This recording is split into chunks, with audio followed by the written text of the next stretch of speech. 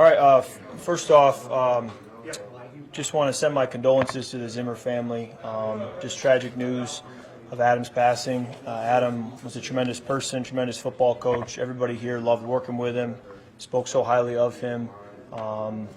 So it's just tragic. It's tough to deal with, and just praying for the family and thinking of them. And then shifting to football. Obviously, getting TJ was big news yesterday, and excited about having him here and what he can bring for our offense, especially in Irv's absence. And he just, I've watched a lot of him on tape, and he's just a very capable player. There's a reason he was drafted so highly. He's very intelligent, played a lot of football, and there's certainly a challenge of getting him caught up to speed in a short amount of time. But I know he's going to put all the work in and be up for the task, and so we're excited to have him. And then can take any questions you have. So you're going back to DC and you're going back with a 6-1 record. Is that a great thing for you? I mean, I whenever we go back to play the Lions in Detroit, for me, it's a little bit like going home, being from Michigan, and I think going back to Washington has a similar feeling. Spent 6 years there, have a lot of great memories, and just think very highly of a lot of the people that I worked with there, coaches and players and teammates, and so bring back a lot of those memories when I go back. Kirk, why do you think it didn't work out long term in Washington? You obviously played on franchise tags multiple years. Why do you think it didn't work out long term? I would say there's probably a combination of reasons. I think anytime you go 500, it's a league that you want to win, and you got to win, and it's what have you done lately, and you're only as good as your last play. And so I think when you're 500, it's hard to have that staying power. And really in any place. Did they offer you contracts that you turned down because it wasn't enough money-wise, or you just wanted to move on? What happened there? Chris, I'm not going to get into all that. It's something that was well documented when we went through it, but I just had the best memories of my time there, really, and feel very positively about every experience. Kirk, what does it mean for players for Kwesi to go out and get a player of TJ's capability when you're 6-1 and things are going well, but still looking to upgrade, the roster? Well, I think it's important that you get the right fit, the right kind of player. You don't just make a move to make a move. You make one that you feel actually is going to make a meaningful difference. And I do feel, it's early right now, but I do feel that it was a good fit, and that he can really help us, and that he can fit well in what we're trying to do as an offense and at his position. And now the work begins, for all of us on offense, coaches, players, kind of getting him comfortable to where we can make up a lot of time that we just don't have. What have you learned about some of those kind of over years, mid-season kind of additions to the offense as far as accelerating that chemistry? Yeah, every guy's a little different in terms of what their background is, what their comfort level is. I remember when we picked up Aldrick Robinson after week 2 in 2018.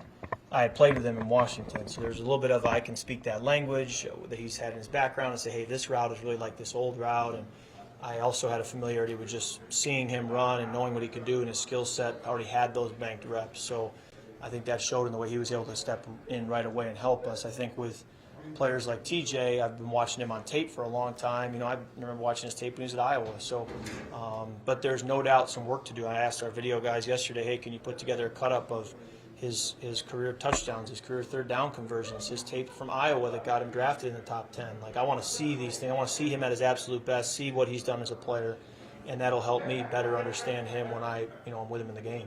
What's your sense as you looked at this offense when you first got into it, of what the tight end can do, and how much sort of meat is left on that bone still to accomplish there? Yeah, I think every year can be different. It can change week to week. I do think that there is a lot of potential for the tight ends in this offense, and we'll have to continue to prove that in the weeks ahead. Kirk, when you talk about watching film of him at his best, how does that help you kind of help him? What kinds of things do you take from that and incorporate into your game?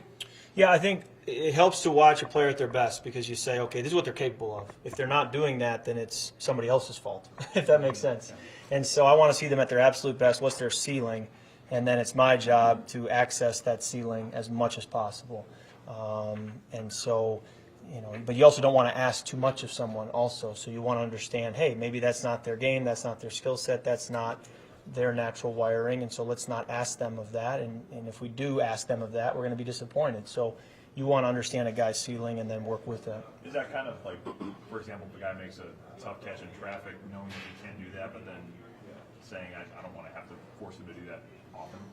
Well, I think it's everything from awkward catches, catches that are not right on their body, on their frame. I think it's intermediate routes, deeper routes, short routes, coming out of cuts, redirecting.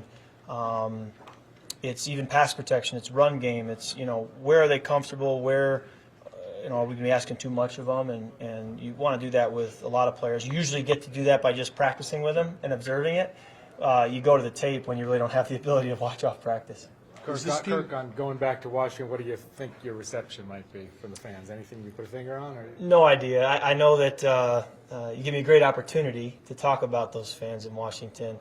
I think so highly of them as well. I had a great experience, with them. I remember from my very first training camp.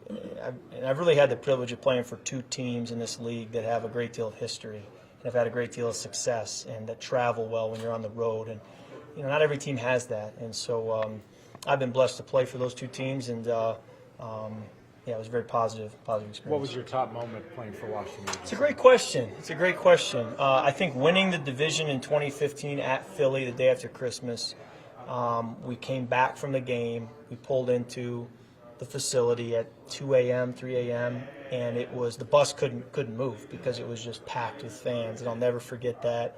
The bus finally gets in the gate, drops us off at our cars, and we've got to now go back out in our cars. My wife came to pick me up, and so I hop in the car with my wife, and she and I both will never forget that, trying to leave the practice facility and being unable to do it because people were just all over our car, knocking on the window, and it was just tremendous, and that's really what it's all about, being able to put the fans in a position to be that excited about your football team. And because of our start, we're in that similar position this year to put people in a place where that could maybe happen, and so I want to try to work to create that. Final question to Browby on Washington. Any thoughts on they announced today that they're looking to put the team up for sale potentially? Did you see that? I hadn't even heard that. Do you have thoughts on that? Yeah, I hadn't even heard that, but I really don't. It's kind of over my head, out of my league. How much is 6-1 a reflection of the way you've played? I don't think it is. I think that I've had a lot better 7-game starts to a season than this. I think I'm getting more comfortable in this system. I felt it on Sunday that I'm in a different place against Arizona than I was maybe week 3. So that was encouraging. But no, I've been kind of chuckling to myself driving home because I say, we can play so much better. We have played so much better, but there were games where we would lose, and I'd drive home and I'd say, I don't know that I can play a lot better. Like, that's about as good as I can do, and we lost. And then these games this year, a lot of times it's been, man, thanks to the defense, thanks to the special teams, thanks to turnovers, thanks to our run game, thanks to whatever, we're winning. But, man, I can play a lot better. So I guess that's encouraging, I guess, if you can get it fixed. But, no, and it hasn't been terrible. I mean, there have been some really good things going on, but especially lately. But, we got to keep it going. Kirk, you said Sunday you felt a little more comfortable. Is there a moment that you remember thinking? No, I don't think so. I just think that, you get to the end of the game, you get to your locker, and you're kind of reviewing the plays and thinking through it, and you're watching the film, and you start to say, okay, there's a little bit more of a comfort level with maybe being on the same page with Kevin and knowing, hey, of course he just called this play. I expected it to come in. I'm thinking with him on the same page or step in step with him. Whereas I think week 1, you're kind of figuring that out, and that's natural, right, as the season goes on. And I think hopefully years from now we'll look back and be able to say, we just every week keep taking another step where we're just on the same page. How did the film review of your touchdown run? Did that look better than it remembered, or? I was hoping for 19 miles an hour, which is what I got against Arizona last year, 19.01. So I mean, I just snuck in there to 19.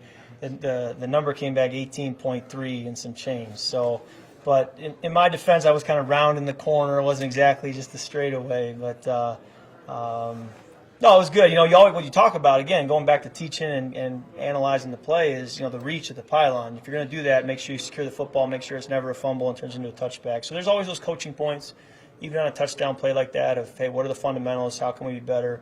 Make sure if you reach that, you know, you hold on to that football. With having fun with the chain and your personality with the team, have you changed at all or become more comfortable around your team than in the past? No, I don't think so. I think winning helps.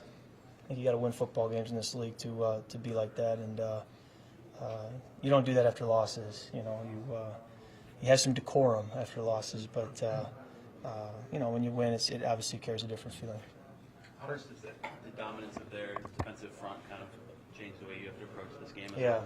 Yeah. I mean, that'd be the first thing that comes to mind is, you know, I think they lead the league in hits and pressures. Have a lot of respect for those players, for the coaches, for the scheme, and you know, they've proven it, and they've won 3 straight. I mean, these are things that are hard to do in this league, so a lot of respect for their group. All right, guys, we'll have to have All righty, thank you. Yep.